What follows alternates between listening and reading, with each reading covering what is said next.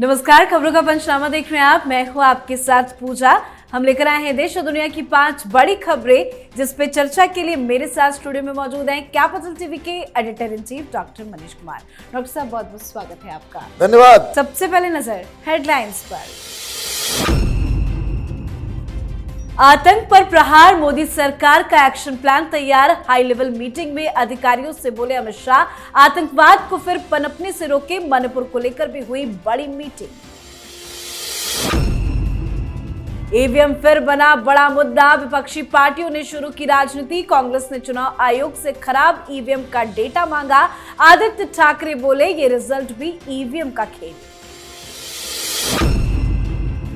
दिल्ली में जल संकट बरकरार, पानी की किल्लत से मचा हाहाकार। आज फिर बीजेपी ने किया विरोध प्रदर्शन, मटका फोड़ जताई नाराजगी।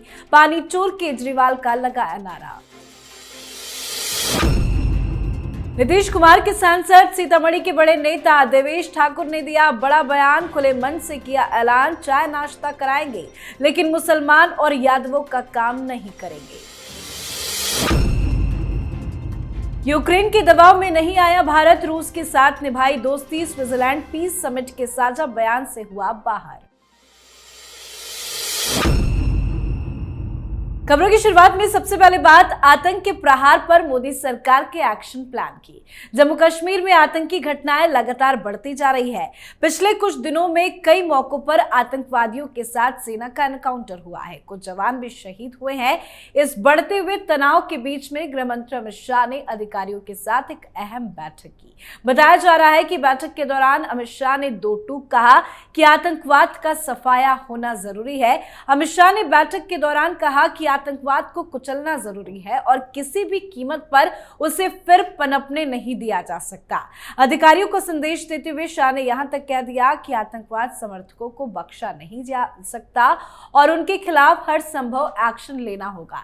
साथ ही बड़ी अपडेट आपको दे दे, गृह मंत्रालय ने जम्मू कश्मीर में हाल ही में हुए बस पर आतंकी हमले की जांच एनआईए को सौंप दी है। साथ ही मणिपुर में भी सुरक्षा स्थिति की समीक्षा करने के लिए हाई लेवल बैठक आज हुई है। इस बैठक में मणिपुर के सीएम एन वीरेंद्र सिंह के साथ राज्य के पुलिस और प्रशासन के अधिकारी और गृह मंत्रालय के आला अधिकारी मौजूद रहे। कल जम्मू कश्मीर को लेकर मीटिंग, आज मणिपुर को लेकर मीटिंग, क्या कुछ चल रहा है? देखिए, चल नहीं रहा है, सिर्फ मीटिंग नहीं हो रही है, एक्शन हो रहा है। खबर आ रही है कि मणिपुर में हेवी डिप्लॉयमेंट किया जा रहा है। जड़ मूल से वहां पे जो आतंकी संगठन है, जो लोग हिंसा को बढ़ावा देते हैं, कुछ ट्राइब्स जो आमदा हैं कि ड्रग ट्रेड करेंगे ही करेंगे, हिंसा भड़काएंगे ही भड़काएंगे, उन लोगों के ऊपर कड़ी कार्रवाई। जिस हिसाब से लगातार आतंकवाद हो, नक्सलिज्म हो, टेररिज्म हो और इस तरह के हिंसा भड़काने वाले जो ग्रुप्स हैं, उनके खिलाफ एक फाइनल लड़ाई लड़ी जाएगी, ऐसे संकेत सरकार की तरफ से आ रहे हैं। जिस हिसाब से जम्मू में जो हमले हुए हैं, ये सरकार बर्दाश्त नहीं करेगी। क्यों? क्योंकि तीर्थ यात्रियों को टारगेट किया गया, उन इलाकों पर टारगेट किया गया जहां पहले कभी आतंकवाद नहीं था। अभी अमरनाथ यात्रा होने वाला है और इसलिए जो एक प्लान बनाया जा रहा है, उसका जो सबसे अहम हिस्सा है कि जो कोई भी दूर दूर से भी, चाहे वो दिल्ली में बैठा हो, मुंबई में बैठा हो, कहीं भी बैठा हो, आतंकवादियों या उसके नेटवर्क को समर्थन देता हुआ नजर आए, उसके खिलाफ जो कार्रवाई हो ठीक वैसी ही हो जो एक आतंकी के साथ सरकार करती है। और बताया यह भी जा रहा है कि कुछ नए कानून आने वाले समय में पार्लियामेंट में पास किए जाएंगे, जिससे आतंकवाद के समर्थन बहुत सारे लोग बैठे हुए हैं टुकड़े टुकड़े गैंग के, उनके खिलाफ भी कार्रवाई और मजबूत हो पाएगी। जी, तो मोदी सरकार जबरदस्त एक्शन में आ गई है, तो वहीं विपक्ष ने एक बार फिर से ईवीएम का रोना शुरू कर दिया है। एलन मस्क के ईवीएम वाले पोस्ट पर शुरू हुआ विवाद बढ़ता जा रहा है। राहुल गांधी और अखिलेश यादव ने ईवीएम पर भरोसे की चिंता जताई है, तो वहीं असम की जोरहाट सीट से कांग्रेस के लोकसभा सांसद गौरव गोगोई ने चुनाव आयोग से खराब ईवीएम का डेटा जारी करने की मांग की है। गोगोई ने कहा है कि वो पूरे विश्वास के साथ कह सकते हैं कि मशीनों उन्होंने गलत परिणाम दिखाए हैं। साथ ही आदित्य ठाकरे ने कहा कि अगर ईवीएम से चुनाव नहीं होता तो बीजेपी 40 सीटें भी नहीं जीत पाती। उन्होंने कहा कि हम मुंबई उत्तर पश्चिम सीट पर जीत रहे थे, लेकिन बेईमानी कर ली गई। उन्होंने कहा कि हम इस चुनावी नतीजों को अदालत में चुनौती देंगे। इसके साथ ही उन्होंने चुनाव आयोग पर सवाल उठाते हुए कहा कि ये इलेक्शन कमीशन नहीं बल्कि इजीली कॉम्प्रोमाइज्ड है। जिस दिन नतीजे आए थे तब तो कह रहे थे कि लोकतंत्र की जीत हुई है, तब सवाल खड़े नहीं किया। अब अचानक से ईवीएम का मुद्दा क्यों उठाया गया? क्योंकि इनको समझ में आ गया कि सरकार जो है कमजोर नहीं है, मजबूर नहीं है। सरकार पहले की तरह मजबूत हो गई है। कड़े कड़े फैसले लिए जा रहे हैं। नीतीश बाबू पलटने वाले नहीं, नायडू छोड़ने वाले नहीं। मतलब 5 साल और आपको रोना होगा। गोगोई साहब को पहले डील करते हैं। भाई जोरहाट में आपको दिक्कत हो रही है, ये रिकाउंटिंग आप ये क्यों नहीं कहते? रायबरेली में ईवीएम ठीक काम करती है। जहां आप हारते हो वहां ठीक, वहां गड़बड़ हो जाती है। और ये उद्धव ठाकरे के सुपुत्र साहब, ये जो नया बवाल मचा, ये मिड डे ने एक कहानी छाप दी। कहानी ये छाप दी कि जो उम्मीदवार था उसके कोई रिलेटिव ने बाकायदा ओटीपी जनरेट करके ईवीएम को खोला। इस तरह की कहानी डाल दी। नोटिस दिया, आज मिड डे ने माफी मांग ली कि हमसे गलती हो गई, गलत खबर हमने छाप दिया था। और राहुल गांधी तो ऐसे व्यक्ति हैं जो सुधरने का नाम ही नहीं लेते। कहां की बात कहां से कहां आपने टपका दिया। एलन मस्क का डिबेट यहां तक आया ही क्यों? कहानी क्या है उसकी कहानी बहुत ही सिंपल है। यूएसए में, पोर्टो रिको में प्रीमियर जो है वो प्राइमरी इलेक्शंस हो रहे थे, प्राइमरीज चल रहा था। और उसमें जो ईवीएम जो इस्तेमाल किए गए उसमें कुछ गड़बड़ियां पाई गई। तो वीवीपैट वहां भी है, उसका मिलान करके सारे वोट को फिर से रिकाउंट किया गया। तो ये जो जॉन एफ कैनेडी जूनियर जो वहां पे उम्मीदवार हैं, उन्होंने ये कहा कि ईवीएम पे भरोसा नहीं किया जा सकता। एलन मस्क ने अमेरिका के ईवीएम के बारे में कहा कि भाई इसको हटा देना चाहिए। अब ईवीएम ये भी नहीं समझा कि वहां इंटरनेट बेस्ड ईवीएम है, यहां इलेक्ट्रॉनिक ईवीएम्स हैं जो स्टैंडअलोन मशीन्स हैं। भाई कुछ भी आप जोड़ के हिंदुस्तान में डेमोक्रेसी नहीं है, ये बॉगी आप खड़ा करना चाहते हो। पता नहीं कौन ये सब बातें इनके दिमाग में डाल रहा है। ये विपक्ष एक इर्रिस्पॉन्सिबल विपक्ष है। इनके अटैक इलॉजिकल हैं और ये मूर्खता में कर रहे हैं या फिर जानबूझ के किसी साजिश के तहत विदेशी शक्तियों के साथ मिलके वो हिंदुस्तान की डेमोक्रेसी के जो पिलर्स हैं उसको ही तोड़ना चाह रहे हैं। अब ये पता नहीं हिंदुस्तान की डेमोक्रेसी को गाली देकर, हिंदुस्तान के इलेक्टोरल प्रोसेस को गाली देकर के ये किसकी मदद करना चाहते हैं, इसकी जांच होनी चाहिए। जी, तो देश में एक बार फिर से ईवीएम का मुद्दा गर्मा गया है। तो देश की राजधानी दिल्ली में जल संकट बरकरार है। भीषण गर्मी के बीच में दिल्लीवासी पानी की एक एक बूंद के लिए तरस रहे हैं। पूरे मामले पर सियासत भी बढ़ती ही जा रही है। संजय सिंह ने कहा कि दिल्ली का ये पेयजल संकट बीजेपी, हरियाणा सरकार और दिल्ली के उपराज्यपाल द्वारा प्रायोजित है। तो दूसरी ओर आज दिल्ली में बीजेपी नेताओं ने जल संकट को लेकर जमकर विरोध प्रदर्शन किया। दिल्ली के अलग अलग 52 जगहों पर विरोध प्रदर्शन किया गया। मटका फोड़कर बीजेपी ने गुस्सा जाहिर किया। बीजेपी नेताओं का कहना है कि दिल्ली सरकार ने इस स्थिति के लिए पहले से कोई तैयारी नहीं की थी। जल बोर्ड का इंफ्रास्ट्रक्चर बढ़ाने के लिए कोई काम नहीं किया गया। इसी का नतीजा है कि दिल्ली में आज पेयजल का संकट खड़ा हो गया है। ये समस्या आखिर कब खत्म होगी? खत्म करना चाहता ही नहीं कोई। ये लोग सिर्फ राजनीति करना चाहते हैं। ये सिर्फ राजनीति करना चाहते हैं। बीजेपी जिम्मेदार, वो जिम्मेदार, बाकी दुनिया सारी जिम्मेदार है आपके अलावा। आपको किसने मना किया था कि हर जगह पाइपलाइन बिछाया जाए? आपको किसने मना किया था कि वाटर रिसोर्सेज के लिए जो है और भी ज्यादा आप बाहर से हिंदुस्तान, दिल्ली के अंदर जो है पानी मुहैया कराए?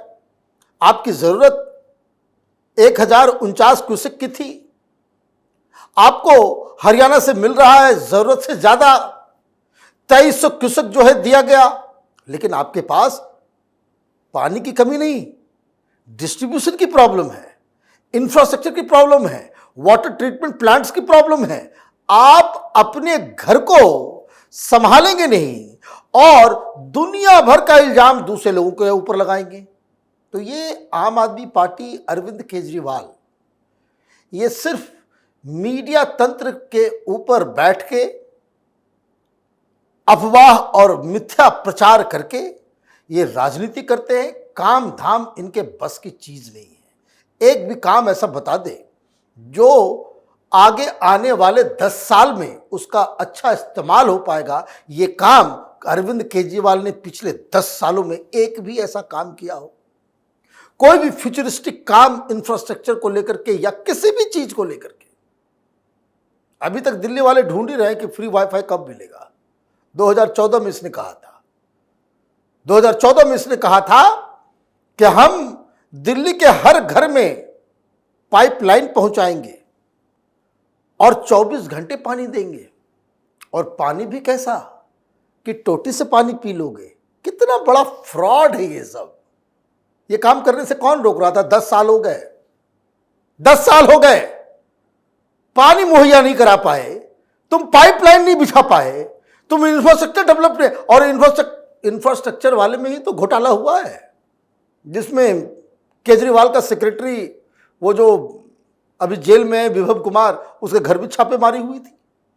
तो ये सारा कुकर्म करेंगे खुद, और जब प्रॉब्लम आए तो उसको एक्सेप्ट करने के बजाय आप उसके ऊपर गंदी राजनीति करें। जी, चलिए बढ़ते हैं आगे और बात करते हैं सीतामढ़ी से जेडीयू सांसद देवेश चंद्र ठाकुर के एक ऐसे बयान की जिसको लेकर कई सवाल खड़े हो रहे हैं। दरअसल देवेश चंद्र ठाकुर ने एक कार्यक्रम के दौरान लोकसभा चुनाव में जाति विशेष से पूरा वोट नहीं मिलने पर नाराजगी जाहिर की है। देवेश चंद्र ठाकुर यादव और मुसलमान पर जमकर बरसे हैं। उन्होंने कहा कि मैंने अपने 70 साल के राजनीतिक जीवन में सबसे ज्यादा अधिक काम यादव और मुसलमानों के लिए किया था। मुझे उम्मीद थी कि इस बार 20% यादव और मुसलमान मुझे जरूर वोट करेंगे, लेकिन इन लोगों को देखो जरा, इन लोगों ने तो 2% भी वोट मुझे नहीं दिया है। ठाकुर यही नहीं रुके, उन्होंने आगे कहा कि मैं खुले तौर से कहता हूं कि कोई भी यादव और मुसलमान मेरे पास नहीं आए, मैं उनका कोई काम नहीं करूंगा। जो लोग आना चाहे तो मेरे घर आए, जरूर आकर चाय पिए, मिठाई खाएं, लेकिन अगर वो किसी तरह की काम की बात करेंगे तो मैं हाथ जोड़ लूंगा,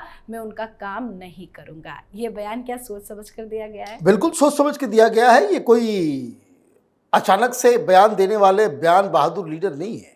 पढ़े लिखे व्यक्ति हैं, पूरी दुनिया भ्रमण करके आए हुए हैं, बड़े एक्सपीरियंस, और बिहार के one of the most respected, progressive, forward looking leader में इनकी गिनती होती है।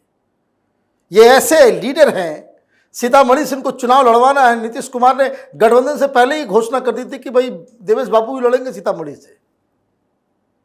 वो व्यक्ति ये बात कह रहा है, वो हिंदुओं की जन भावनाओं को एक्सप्रेस कर रहा है।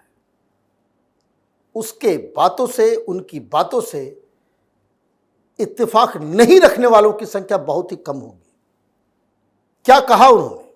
और ये जेडीयू के अंदर भी ये मर्मरिंग अब चल रहा है कि भाई सेकुलरिज्म कर रहे हैं हम लोग। नीतीश कुमार सेकुलर, वो कभी टोपी भी पहन लो तो मदरसा भी चले जाओ, तो चादर भी चढ़ा लो, इफ्तार भी कर लो, सब कुछ कर लेते हो। वोट के नाम पे कुछ नहीं मिलता। यही तो देवेश बाबू कह रहे हैं कि हमारे भी चुनाव चिन्ह में मुसलमानों को, यादवों को मोदी का चेहरा दिखाई देता है, तो फिर हम क्यों करें काम? फिर तो हम उसके लिए काम करेंगे जो हमें वोट करेगा। और उन्होंने बाइफरकेट किया, पढ़े लिखे व्यक्ति है, कि जो सार्वजनिक काम है, मतलब सरकार से जुड़ी हुई चीजें हैं, उसमें कोई अंतर नहीं करने वाला मैं, लेकिन अगर कोई पर्सनल काम से आएगा तो फिर मैं उसका काम नहीं करूंगा। ये एक पॉलिटिकल मैसेज दे दिया गया विपक्षी पार्टियों को भी कि आपका ये जो सेकुलरिज्म है, आपको मुबारकबाद, हम तो अब अपना इसी रास्ते पे चलेंगे। जो हमारा समर्थक नहीं, जो हमारा वोटर नहीं, जो हमें हराने के लिए वोट करता हो, उसके हम मददगार भी नहीं रहेंगे। 2 मैसेज चला गया इस बयान से। एक, विपक्षी पार्टियों को कि हो गया खेल, अब बहुत हमने बर्दाश्त कर लिया, अब ये जो नीतीश कुमार कब पलटेंगे, ये करेंगे, वो करेंगे, ये सब करने वाले नहीं है, हम बीजेपी के साथ हैं। और दूसरा, उन्होंने तौबा कर लिया है अपीजमेंट पॉलिटिक्स से। अब तक जेडीयू यही काम कर रही थी, लेकिन अब इस चुनाव में जो मुसलमानों ने वोट नहीं किया वो इनको खटक गया है। बिल्कुल। अब बात करते हैं आज की आखिरी खबर की और भारत के बढ़ते दबदबे की। यूक्रेन युद्ध को लेकर स्विट्जरलैंड में आयोजित अंतर्राष्ट्रीय शांति सम्मेलन में एक बार फिर से भारत यूक्रेन के दबाव में नहीं आया है। भारत ने अपने पुराने दोस्त रूस का साथ देते हुए शांति सम्मेलन के साझा बयान से खुद को बाहर कर लिया।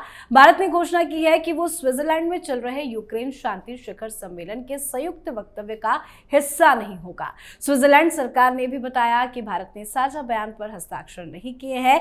भारत के अलावा सऊदी अरब, दक्षिण अफ्रीका, थाईलैंड, इंडोनेशिया, मैक्सिको और संयुक्त अरब अमीरात उन देशों में शामिल थे जिन्होंने यूक्रेन के लिए शांति पर आयोजित शिखर सम्मेलन में भाग लिया लेकिन हस्ताक्षर नहीं किए हैं। क्या कुछ है भारत का स्टैंड? देखिए, आज तो प्रधानमंत्री मोदी ने और मोदी सरकार ने बता दिया विपक्षियों को, मजबूर नहीं मजबूत सरकार है। जैसे हम पहले इंटरनेशनल पॉलिटिक्स कंडक्ट करते थे, जो हमारा स्टैंड होता था, वही स्टैंड अभी भी है। ये पूरी दुनिया को मैसेज चला गया कि हिंदुस्तान में सरकार नई ज़रूर आई है, तेवर वही पुराना है, मजबूती उतनी ही पुरानी है। 1 नंबर 2, क्यों नहीं किया साइन इसलिए नहीं किया गया क्योंकि अभी G7 के बैठक में वो भी आए हुए थे, जेलेंस्की साहब। उनसे बातचीत हुई, प्रधानमंत्री ने एक ही मैसेज दिया कि जंग नहीं, बातचीत के जरिए मसला सॉल्व होना चाहिए, डायलॉग। और अब ये नया मसला आया, हिंदुस्तान इन तमाम लीडर जो देश है, चाहे अमीरात है, चाहे साउथ अफ्रीका है, जिन लोगों ने साइन नहीं किया, उसके लीडर के रूप में सामने आया है। इन्होंने कहा कि वन साइडेड काम नहीं होगा। वन साइडेड जो है, आप जो है रूस के ऊपर जो है आप इस तरह की बातें आप कहेंगे, उसको लेजिटिमेसी हिंदुस्तान नहीं दे सकता। हिंदुस्तान की अपनी एक इंडिपेंडेंट फॉरेन पॉलिसी है और ये बताता है कि प्रधानमंत्री मोदी, चाहे वो यूरोप का कोई देश हो, चाहे वो अमेरिका हो, चाहे वो कनाडा हो, चाहे वो कोई भी हो, हिंदुस्तान का मित्र है रूस। और इसलिए वो अपना इंडिपेंडेंट फॉरेन पॉलिसी रखने का मादा रखते हैं और किसी चीज में वो नेशनल इंटरेस्ट को कॉम्प्रोमाइज नहीं होने देंगे। यही संदेश दिया गया। और यकीन मानिए, कोई दूसरी सरकार होती, कोई दूसरे प्रधानमंत्री होते, उनके घुटनों में दर्द शुरू हो गया होता, गिर पड़े होते।